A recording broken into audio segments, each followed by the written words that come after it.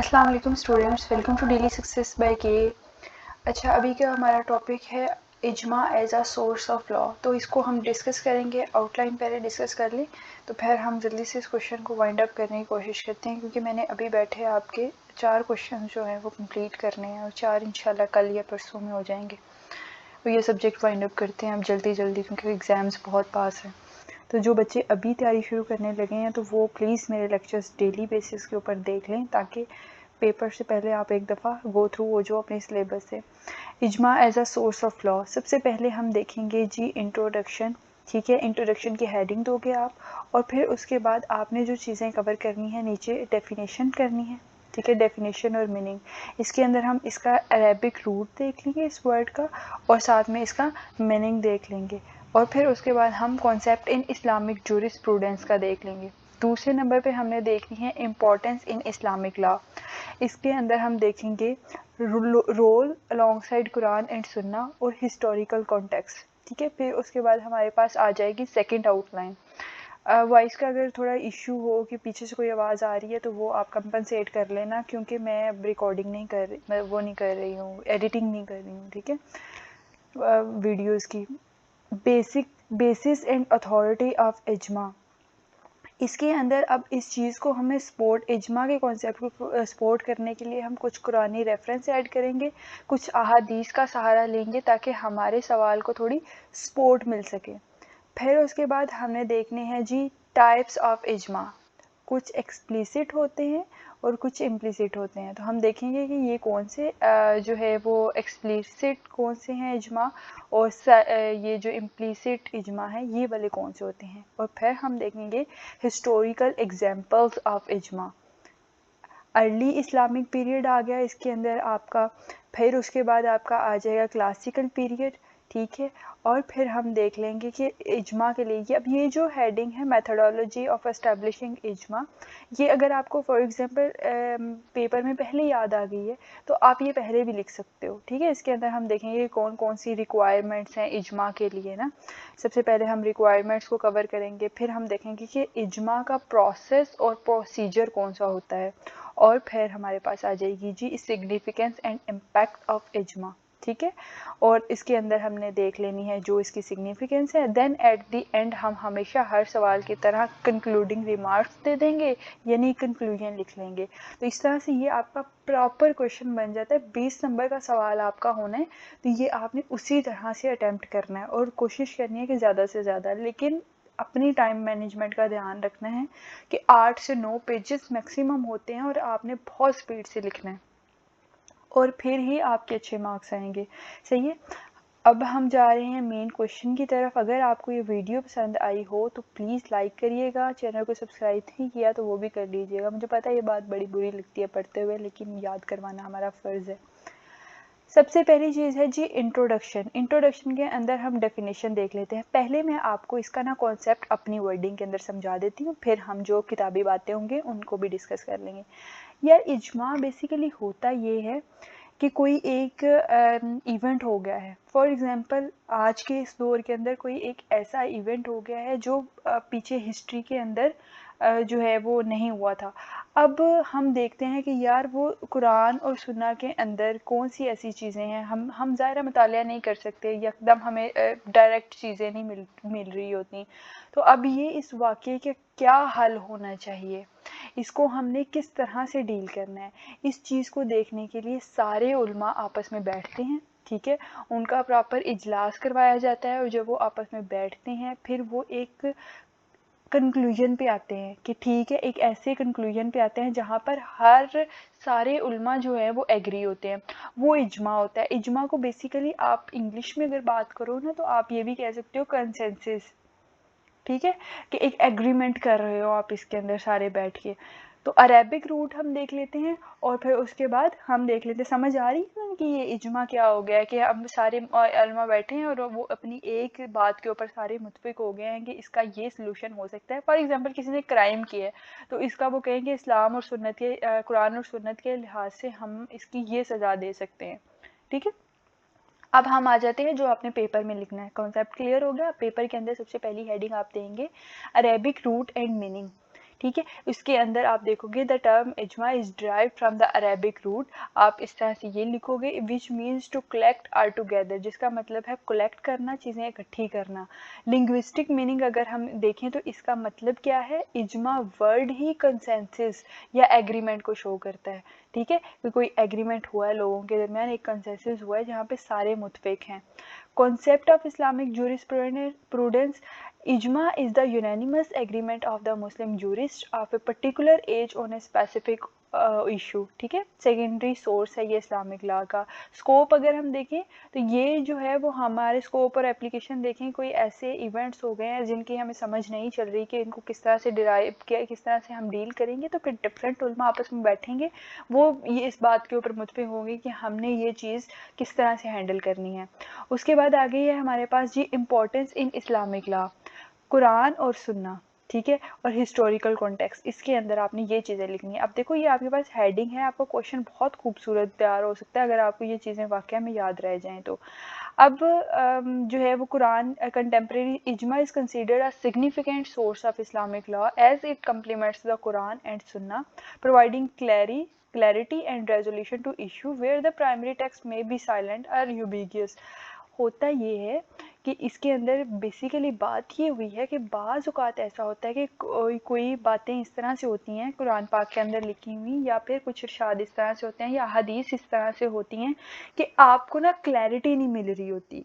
यानी अगर आप खुद देखो ना तो वो आप उसके बहुत सारे मीनिंग्स निकाल लेते हो कि ये मतलब भी हो सकता है, वो मतलब भी हो सकता है। ये हमने कुरान और सुन्ना के अंदर ऑलरेडी डिस्कस की है। तो फिर इस केस के अंदर ये होता है कि डिफरेंट उलमा आपस में बैठते हैं, वो एक राय के ऊपर आ जाते हैं और फिर वो एक उसका सलूशन निकाल लेते हैं, फिर एक उनका एक एग्रीमेंट होता है जिसके ऊपर सारे मुतफिक होते हैं। ठीक है, collective reasoning and agreement of Muslim community. तो यही सारी बातें आपने इसके अंदर लिखनी है। Please use your own words, अपने वर्ड्स लिखोगे तो आसानी, तैयारी भी जल्दी होगी, आसानी से तैयार भी हो जाएगा और याद भी रहेगा।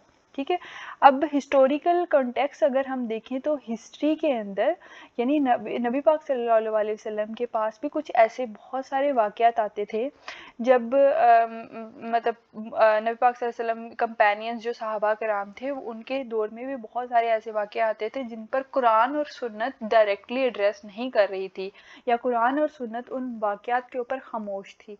तो फिर ऐसे केस के अंदर ये किया जाता था कि सारे सहाबा कराम आपस में बैठते थे और फिर एक मौजू के ऊपर जो भी डिस्कस हो रहा होता था उसके बारे में एक सलूशन निकाला जाता था। तो आप इसके अंदर अपनी वर्डिंग के अंदर यही बातें लिखिएगा। कोई एक इवेंट अगर आप अपनी मर्ज़ी से लिखना चाहो वो लिख सकते हो। ठीक है, आप गूगल के अंदर देख लेना, क्रोम जब आप देखोगे गूगल में सर्च करोगे तो बहुत सारे इवेंट्स, अपनी मर्ज़ी का कोई इवेंट आप इसके अंदर ऐड कर लीजिएगा। इसलिए मैंने कोई इवेंट ऐड नहीं किया कि आप कंसाइज ना हो जो कि यही करना है। ठीक है, अब हमारे पास आ जाएगी आउटलाइन नंबर 2, जिसके अंदर हमने बात करनी है basis and authority of इजमा।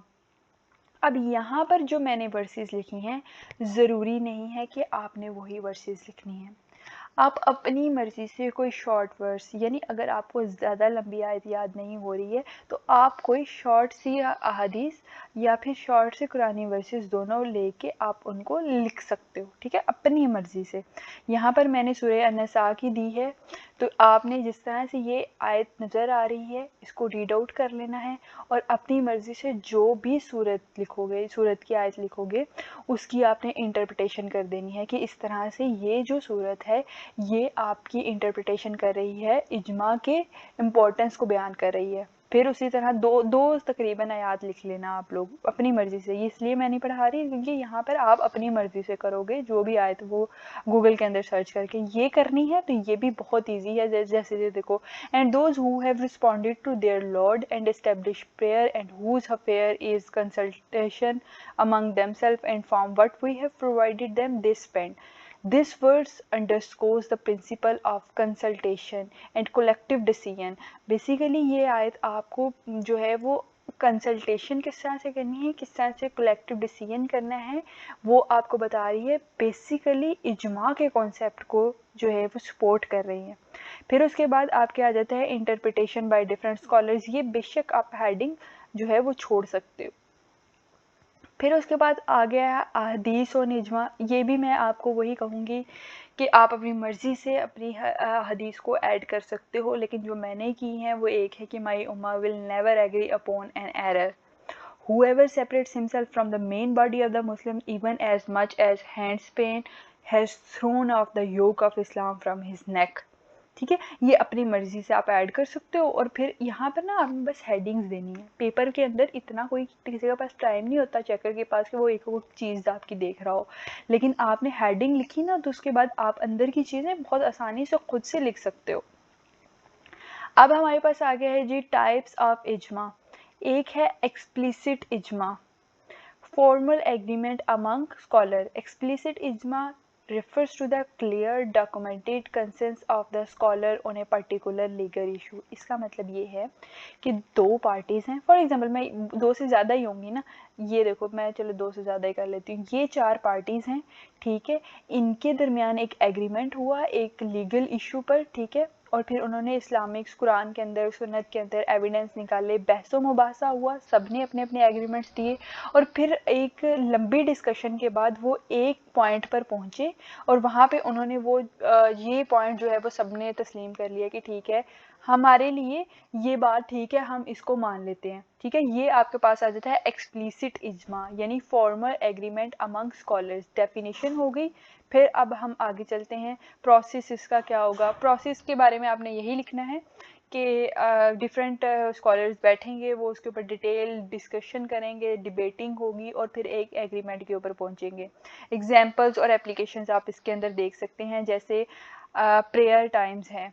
The specific timing for the 5 daily prayers were agreed upon the scholars based on the profits practice. नबी पाक सल्लल्लाहु अलैहि वसल्लम ने जिस तरह से जो नमाज जिस तरह से पढ़ी, जो टाइम था वो टाइम के ऊपर एग्री किया गया, ठीक है। और इनहेरिटेंस लॉज को भी बेसिकली इजमा के थ्रू जो है वो बयान किया गया और उनको डिटेल के अंदर आवाम को बताया गया। फिर उसके बाद आपके पास आ जाता है इम्प्लिसिट इजमा। इम्प्लिसिट इजमा फॉर एग्जांपल ये एक पार्टी है और ये दूसरी पार्टी है, इस एक पार्टी ने अपना एक बयानिया रखा कि यार ये बातें होंगी, कुरान और सुन्नत इस तरह से सपोर्ट कर रही है, तो लिहाजा हमारा मानना ये है कि इस पर्टिकुलर मसले का हल सिर्फ ये है। अब ये दूसरी पार्टी ने ना तो अपोज किया ना अपना बयानिया दिया, साइलेंट रही। अब वो जो साइलेंट ट्रीटमेंट है वो बेसिकली शो कर रही है कि आपने जो बयानिया पेश किया है हम उसके लिए एग्री हैं, वो ठीक है। इसको कहते हैं इम्प्लिसिट इजमा और इसको बेसिकली साइलेंट कंसेंसस भी कहते हैं, ठीक है। इसका प्रोसेस अथॉरिटी आप रीड आउट कर लीजिएगा, मेरी वेबसाइट के ऊपर ये नोट्स अपलोड हो जाएंगे, जैसे ही लेक्चर्स कंप्लीट होंगे ना मैं वहाँ पे सारे अपलोड कर दूँगी। Significance and limitation.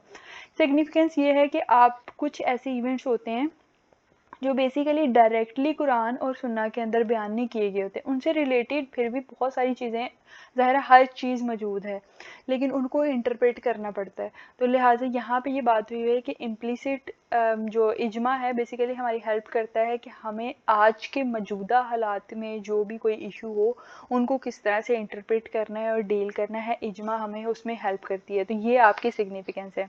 फिर कुछ हिस्टोरिकल एग्जांपल्स हैं, अर्ली पीरियड, राशिदीन खलीफा, ये भी आपने रीड आउट खुद कर लेना है, ये इसमें कोई एक्स्ट्रा बात नहीं है।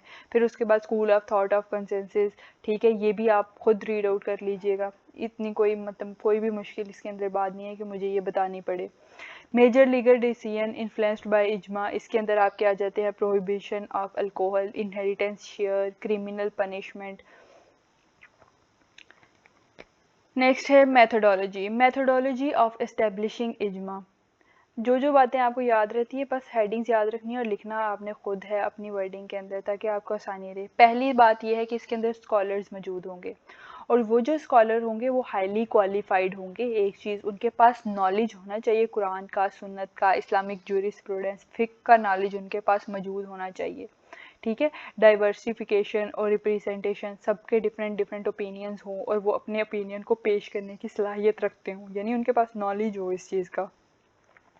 और फिर वहाँ पर आपका एक लीगल कंसर्न भी हो कि इस इशू के ऊपर बैठ के हमने बात करनी है।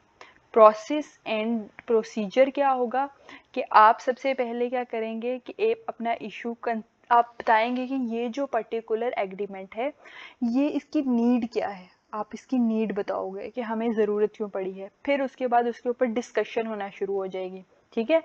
फिर उसके ऊपर प्रॉपर डिबेट होगी, सब अपने अपने इश्यूज रखेंगे, सब अपने अपनी ओपिनियंस रखेंगे और फिर उसके ऊपर एनालिसिस होगा। जब एक पॉइंट पर आप पहुंच जाएंगे तो उसकी फर्दर डॉक्यूमेंटेशन की जाएगी, फॉर्मल डॉक्यूमेंटेशन की जाएगी और फिर लोगों के सामने उसको पब्लिक किया जाएगा, ताकि कोई भी किसी को अगर इवेंट होता है इस तरह का तो वो उसको इंटरप्रेट कर सकें और फिर उसकी इम्प्लीमेंटेशन करवाई जाएगी प्रॉपर। सिग्निफिकेंस है, सिग्निफिकेंस की अगर हम बात करें, एक तो फ्लेक्सिबिलिटी रहती है लॉ के अंदर, ठीक है, कि अगर कोई ऐसा इशू है कि जो अब मॉडर्न एज में हुआ है, पुराने ज़माने में नहीं हुआ था, तो आप उसके उसके रिलेटेड आपके पास अब सॉल्यूशंस मौजूद हैं, ठीक है। फिर उसके बाद आप जो है वो लीगल जो आपका फ्रेमवर्क है, time to time with the advancement of the time आप उसके अंदर चेंजिंग्स करते रहते हो, लेकिन इसके अंदर कॉन्टीन्यूटी होनी चाहिए और कंसिस्टेंसी होनी चाहिए, ठीक है। आपका लीगल सिस्टम स्ट्रॉन्ग होता है, लीगल अथॉरिटी का पता चलता है, इम्प्लीमेंटेशन फिर इसकी प्रॉपर होती है। ये वही बात है जो ऊपर है, बस आप वही लिख लेना, सिग्निफिकेंस के अंदर वही काफ़ी है। और कंक्लूजन के अंदर हमेशा की तरह मैं यही कहूँगी, वही बात होगी जो आपने ऑलरेडी स्टार्ट के अंदर की है। आई होप आपके कॉन्सेप्ट्स क्लियर हो गए होंगे। मेन आपने ये हेडिंग याद कर लेनी है, आपका क्वेश्चन तैयार हो जाएगा और आपने सुकून से पास हो जाना है, ये तो मेरी गारंटी है। अगर वीडियो अच्छी लगी है तो लाइक ज़रूर करके जाइएगा। अल्लाह हाफिज़।